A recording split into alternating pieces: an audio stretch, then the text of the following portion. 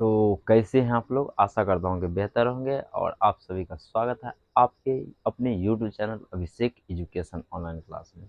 और मैं हूँ कौन हूँ पता है आप लोग को? बताने की आवश्यकता नहीं ना है, बिल्कुल। ओके, तो आज जो हम क्या पढ़ने वाले हैं, जो संस्कृत में जो होता है लगभग 16 क्वेश्चन रहता है, जिसमें से 8 क्वेश्चन बनाना होता है और प्रत्येक क्वेश्चन 2-2 नंबर का होता है। तो इसमें जो इम्पोर्टेंट जो जो हमें लगा है, जो कि इस एग्जाम में जो 2024 में आने वाली है, उसमें ये आ सकता है क्वेश्चन, जो वीवीआई कह सकते हैं या मोस्ट वीवीआई कह सकते हैं, वो क्वेश्चन है। तो आपको क्या करना है, इस क्वेश्चन को लिख लेना है और नोट कर लेना है, ठीक है? सॉरी, लिख कर और याद कर लेना है, नोट नहीं करना, एक ही बात होता है ना, कहोगे सर ये क्या बोलते हैं, इसलिए तो याद कर लेना है। 10 क्वेश्चन है और 2 वीडियो और इसका बनेगा, लगभग 30 क्वेश्चन रहेगा, जिसमें से 16 क्वेश्चन आपका कंफर्म है। तो आपका 16 क्वेश्चन जो रहेगा उसमें से 8 बनाना है, तो 16 नंबर आपका फिक्स रहेगा, ठीक है? अब पढ़ना है ना, नहीं पढ़ोगे तो पता है क्या कहेगा, कोई किसी का नहीं होता है। जैसे गाना एक सुने होगे कि के हूँ दुनिया में नई खे, तो सॉरी।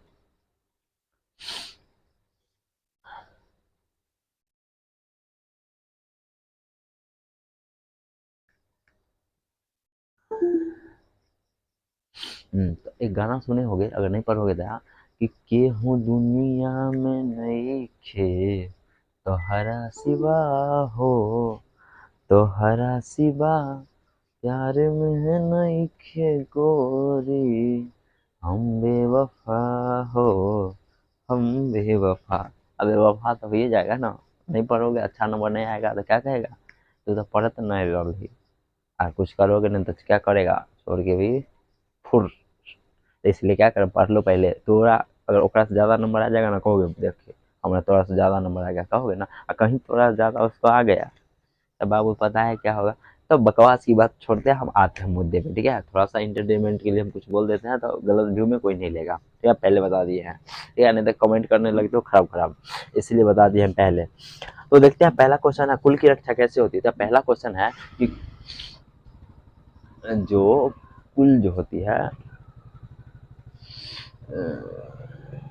कि कुल की रक्षा जो है कैसे होती है, क्वेश्चन हमारा ये आता है कि कुल की रक्षा कैसे होती है। तो आंसर ये होगा, कुल की रक्षा अपने आचरण तथा अच्छे विचारों से होती है। कुल की रक्षा जो होते हैं हमारा आचरण अच्छा होना चाहिए, अच्छा आचरण और क्या होता है, और अच्छा विचारों से होते हैं, जो अथवा तथा अपने अच्छे कामों से होती है, तथा अपने अच्छे कामों से होती है, ठीक है? ये हमारा पहला क्वेश्चन था, ठीक है? अब दूसरा क्वेश्चन क्या है, इसको नोट कर लोगे और याद कर लेना है। अब दूसरा क्वेश्चन है पंडित किसे कहा जाता है, पंडित कौन होता है, हम वो क्वेश्चन देखते हैं, पंडित किसे कहते हैं। ओके जी, ओके। तो पंडित किसे कहते हैं, सभी जीवों के तत्वों को जानने वाला, सभी जो जीव है, जैसे हम लोग जीव है, उसके तत्वों को जानने वाला, अपने कर्मों को समझने वाला, और अपने जो कर्म होता है उसको समझने वाला कि हम कौन सा कर्म कर रहे हैं, मनुष्य के उपाय को जानने वाला, और मनुष्य के कौन कौन से उपाय होता है उसको जानने वाले को ही क्या कहते हैं, हम पंडित कहते हैं। समझ आ गया? ये बहुत ही इंपॉर्टेंट क्वेश्चन है, भी कह सकते हैं। ओके, तीसरा क्वेश्चन है नदी और विद्वान में क्या समानता होता है। नदी जो है और विद्वान जो होते हैं उसमें क्या समानता होता है, यानी कि कॉमन क्या होता है, इंग्लिश में हम कह सकते हैं। तो जिस प्रकार बहती नदियां समुद्र में जाकर के अपना आकार बदल लेती है, जिस प्रकार बहती जो नदियां होती है, नदी वो समुद्र में जाकर अपना क्या करती है, आकार बदल लेती है, उसी प्रकार विद्वान भगवान से मिलकर अपना ज्योति प्रकाश उनमें मिला लेता है। विद्वान जो होता है अपना भगवान से मिलकर के अपना जो ज्योति प्रकाश होता है, यानी कि उसके जो अंदर जो ज्ञान होता है उनमें विलीन कर देता है, ठीक है? वही नदी और विद्वान में क्या होता है, समानता होता है, कॉमन होता है। ओके ओके, थोड़ा सा वीडियो को हम फास्ट फास्ट समझा रहे हैं, उतना कि प्रॉब्लम ना हो, ज़्यादा वीडियो लंबा ना हो जाए, इसी वजह से। ओके जी, नेक्स्ट। देवव्रत की क्या प्रतिज्ञा थी, देवव्रत की क्या प्रतिज्ञा थी, ठीक है? इसको लिखो, तब तक थोड़ा सा पानी पी लेते हैं, थोड़ा सा तबीयत खराब हो गया है।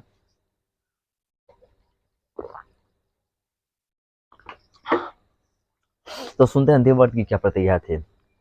देवव्रत ने प्रतिज्ञा ली कि मैं आजीवन विवाह नहीं करूंगा, यानी देवव्रत जो था वो प्रतिज्ञा किया था कि मैं जो हूँ से क्या करूंगा, आजीवन विवाह नहीं करूंगा। क्यों? कि उनके जो जो पिताजी थे, उनको क्या हुआ था, एक लड़की से प्रेम हो गया था, ठीक है? जिसकी वजह से वो शादी करना चाहते थे, लेकिन उसके जो लड़की के जो मतलब पिता थे वो कहते थे कि मतलब ऐसा होना चाहिए कि हम शादी तो करवा देंगे, बट ये है कि जो मेरी बेटी का जो बेटा होगा वो राजा बनेगा। इसी वजह से वो तो हो नहीं सकता था क्योंकि बड़े बेटे ये थे। इसी वजह से ये प्रतिज्ञा लेते कि मैं आजीवन विवाह नहीं करूंगा, ब्रह्मचर्य रहूंगा। हाँ, विवाह नहीं करूंगा, सत्यवती का पुत्र ही राज्याधिकारी होगा। जो सत्यवती था उसी का पुत्र, यानी कि उसके जो पिताजी थे वो सत्यवती नामक लड़की से उनका प्रेम हो गया था, ठीक है। वो उसी का बेटा जो होगा वही क्या करेगा, मतलब राज्याधिकारी बनेगा। तब जाकर धीवर ने तब जाकर धीवर ने अपनी पुत्री से विवाह शांतनु को किया। धीवर, वो जो लड़की थी उसके पिता का नाम क्या था, धीवर था। शांतनु से विवाह किया और उनके प्रतिज्ञा करते ही आकाश में क्या हो गया था कि फूल बरसने लगे। जब वो जो थे भीष्म जो थे, वो भीष्म कह सकते हैं, भीष्म जो थे वो जब प्रतिज्ञा किए थे कि मैं आजीवन विवाह नहीं करूंगा, ऐसा करने से क्या हुआ कि आकाश से देवता लोग जितने थे वो सब फूल को की वर्षा कर लिए कि आज तक ऐसा कोई नहीं किया होगा कि अपने पिता के लिए अपने जीवन का क्या कर दिए, कोई निछावर कर दे, ठीक है, कि अपने पिता का शादी करवा दी वो, ठीक है। ऐसा लोग थे, बहुत ही पावरफुल भी थे। उनको मतलब ऐसा कह सकते हैं, महाभारत आप लोग देखे होंगे तो उसमें देखे होंगे कि उनको इच्छा मृत्यु रहता है। जब तक उनका इच्छा नहीं होगा तब तक कोई उसे उन्हें मार नहीं सकता है, ठीक है। देखना जाके आप लोग।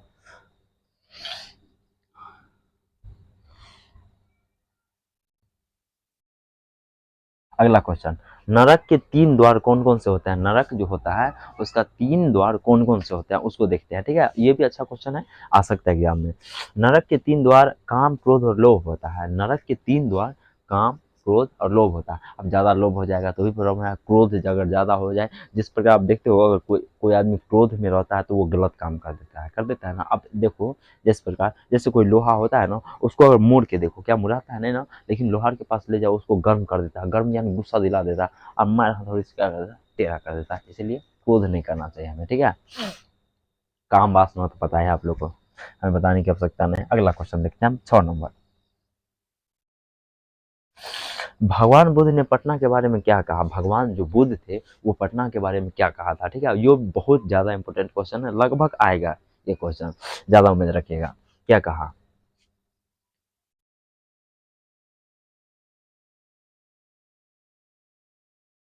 भगवान बुद्ध ने पटना के बारे में कहा कि ये ग्राम एक दिन महानगर बनेगा। यह जो ग्राम है वो एक दिन क्या बना है, महानगर बनेगा। किंतु किंतु झगड़ा झगड़ा बाढ़ आग से सदैव पीड़ित रहेगा। आग लगे, आग से, झगड़ा से, बाढ़ से हमेशा क्या रहेगा, पीड़ित रहेगा, ठीक है। इस समय आता रहेगा रहेगा कालांतर में पाटली ग्राम पटना के नाम से जाना जाएगा। और कालांतर में मतलब बाद में वो बोले थे कि जो पाटली ग्राम है अभी वो बाद में पटना के नाम से क्या होगा, विख्यात होगा। जो अभी हम लोग पटना का नाम जानते हैं ना, अच्छा सा शहर भी है वो, ठीक है। अगला क्वेश्चन, कर्णस्य यहाँ पे दानवीरता होता। कर्णस्य हम पाठ लिख दिए हैं, पाठ का नाम है कर्णस्य दानवीरता, ठीक है। तो आप लोग यहाँ पे थोड़ा सा सही कर लोगे। कर्णस्य कर्णस्य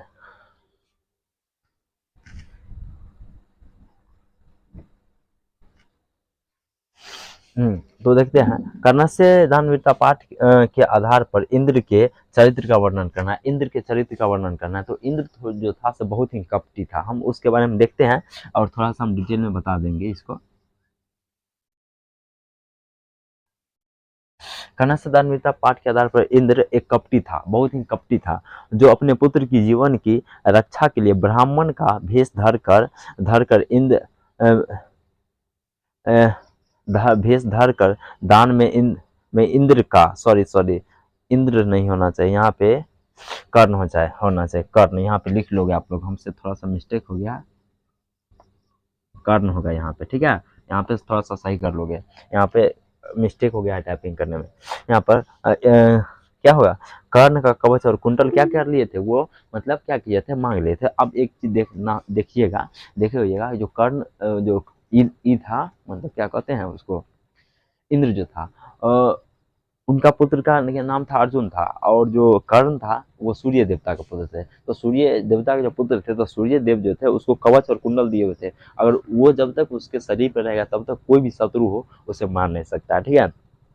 तो कर्ण और अर्जुन के बीच तो द्वंद्व होने वाला था, युद्ध होने वाला था। तो वो तो जान गए थे कि जब तक उसके पास रहेगा तब तक तो हमारा बेटा उसको परास्त नहीं कर सकता, वही हमारे बेटे को परास्त कर देगा। इसी वजह से कवच और कुंडल मांग लिए, जिससे वो कमजोर हो गया और उसका मौत हो गया। समझ में आ गया होगी बात। तो वो अच्छा आदमी नहीं था, कपटी था और धूर्त था, बहुत सारा कह सकते हैं, ठीक है। आप लोग देखे होइएगा महाभारत। तो 8वां क्वेश्चन देखते हैं। आलस कथा पाठ से हमें क्या शिक्षा मिलता है। और देखो बाबू, आलस कथा पाठ से हमें क्या शिक्षा मिलता है, ये क्वेश्चन होता है। आलस कथा पाठ से हमें बहुत सारी चीजों का शिक्षा मिलता है जो हमारे जीवन में बहुत ज्यादा इंपॉर्टेंट है ना। ओके। आलस कथा पाठ से हमें यह शिक्षा मिलता है कि हमें हमें कभी भी आलस नहीं करना चाहिए। हमें भी क्या करना नहीं चाहिए, आलस कभी भी नहीं करना चाहिए, ठीक है। चाहिए, क्योंकि आलस एक प्रकार का रोग है, जो क्योंकि आलस जो है एक प्रकार का क्या है, रोग है। रोग है। अगर यह रोग किसी को हो जाए तो उसका विनाश निश्चित है, और किसी को यह रोग हो जाए तो क्या होगा, उसका विनाश निश्चित है। जैसे आप लोग को हम कहते हैं कि आप पढ़ लो, कहते हैं सर यार नहीं पढ़, कल से पक्का पढ़ेंगे। कल तो फिर कहोगे क्या, कल से हम फिर से पक्का पढ़ेंगे, तो आलस हो रहा है ना, तो अच्छा नंबर नहीं ना आ पाएगा। इसलिए आलस को दूर कर देना है भाई मेरे। आलस जब दूर रहेगा ना तो अच्छा से पढ़ोगे आप, अच्छा से पढ़ोगे तो अच्छा नंबर आएगा, बाबू माई का क्या होगा, नाम रोशन करेगा। करोगे ना, बिल्कुल। ओके। अब देखते हैं अगला। राम परवेश के जीवन पर प्रकाश डाले। और राम परवेश के जो है जीवन पर क्या कर रहा है, प्रकाश डाले। वो भी एक बहुत ही अच्छा क्वेश्चन है, राम परवेश के जीवन पर प्रकाश डाले। तो उसका आंसर देखने वाले हैं हम लोग। राम परवेश का जन्म बिहार राज्य के भिखन टोला में हुआ था। और राम परवेश जो था बिहार राज्य के भिखन टोला वो ग्राम था, उसमें हुआ था। वे पुस्तकालय में अनेक सारे पुस्तक का अध्ययन किया करते थे, और उनके पास उतना पुस्तक तो था नहीं, इसी वजह से क्या था, गरीब थे, तो वो क्या पुस्तकालय जाते थे और वहां जाकर के अनेक सारे पुस्तक का क्या करते थे, अध्ययन करते थे। वे एक दलित परिवार के थे, और वे बहुत दलित परिवार के थे, पिछड़ा कह सकते हैं, गरीब कह सकते हैं, जो भी कहना आप कह सकते हैं। किंतु अ, मेहनत से अपना पहचान बनाया था। लेकिन क्या हो गया, मेहनत यहाँ पे होना चाहिए, मेहनत। और अपने मेहनत के बदौलत, अपने संघर्ष के बदौलत वो क्या किए थे, एक छोटे से परिवार से, एक दलित परिवार से, नीचे कास्ट के लोग होकर के भी वो अपने मेहनत के क्या किए थे, दम पे अपना पहचान बनाए थे, ठीक है। अब देखते हैं अगला क्वेश्चन, जो कि बहुत ज्यादा इंपॉर्टेंट है। VVI है। VVI कहने का मतलब पता है ना, भाग भरत से आई तो नहीं आई तो, वही देखते हैं, सॉरी। अगला क्वेश्चन है, मंदाकिनी की शोभा का वर्णन करना है। मंदाकिनी का शोभा का वर्णन करना है। मंदाकिनी जो था, तो जब राम जी और सीता जी क्या किए थे, और लक्ष्मण जी वनवास गए थे, तो वहाँ एक, जहाँ पे उनका खोपड़िया बना था घर मान के चलिए, वहाँ पे एक क्या था, नदी था, उसी का बात कर रहा है, मंदाकिनी का, ठीक है। मंदाकिनी की शोभा बहुत ही मनमोहक था। वो जो बहुत ही मनमोहक था, अगर आप वहाँ जाओगे ना, आपका मन नहीं करेगा हम वापस अपने घर आए। बहुत ही अच्छा आकर्षक था, बहुत ही अच्छा देखने में लगता था। जब वनवास के समय राम सीता और लक्ष्मण वहाँ वहाँ जाते हैं, तो वहाँ की ऊंची ऊंची ऊंची ऊंची पहाड़ थे, जो उनकी शोभा को और बढ़ा रहे थे, जो उनकी शोभा को क्या कर रहे थे, और बढ़ा रहे थे। और उसमें रंग बिरंगे फूल थे, और उसमें क्या हुआ थे, जब नदी उदी में क्या था, बहुत सारे रंग बिरंगे फूल थे, और रंग बिरंगे हंस थे, और वहाँ की जो पत्तियां थी, फूले थे, पेड़ थे, वो सभी क्या कर रहे थे, एक प्रकृति में जैसे लगता है कि बात कर रहे थे, उसी प्रकार वो क्या थे, बहुत ज्यादा मनमोहक थे। तो हमारा क्वेश्चन क्या हो गया कि 2 इंड हो गया, 10 क्वेश्चन था। हम 10 क्वेश्चन लिए थे, और 2-3 वीडियो इसका और बनेगा, जो आपके एग्जाम के लिए बहुत ही और यूजफुल रहेगा। थोड़ा सा वीडियो नहीं आ पाया था क्योंकि थोड़ा सा प्रॉब्लम हो गया था, तबीयत भी उतना सही नहीं रह पाता है इसकी वजह से। लेकिन अगला दिन से हम कोशिश करेंगे कि, कोशिश नहीं, बिल्कुल कंफर्म है कि वीडियो कंटिन्यू मिलता रहेगा, और जो भी प्रॉब्लम होगा उसको हम सॉल्व करने का बिल्कुल प्रयास करेंगे, ठीक है। तो जो प्रॉब्लम हो आप हमें बता सकते हो। मिलते हैं अगले वीडियो में, तब तक के लिए बाय बाय।